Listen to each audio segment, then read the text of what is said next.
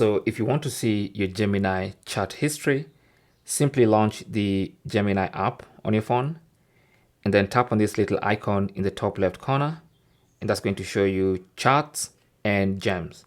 So chats is what we are interested in. So if you tap on this little arrow, it's going to show you all the chats. So you can see these are all from today, and then you have the previous 30 days, and you can just tap on show more and it's going to show you even older chats. All right, so that's how you can see your Gemini chat history. And you can find any particular chat and open it.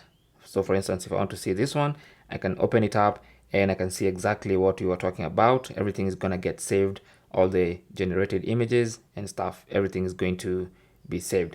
And I can pick this conversation from here and continue just like I've been doing it. Okay, so you can see, you can just continue the conversation from there.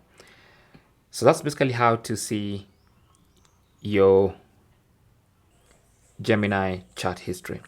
Thanks for watching. Don't forget to like and subscribe. And if you have any comments or questions, talk to us down in the comment section. Good luck.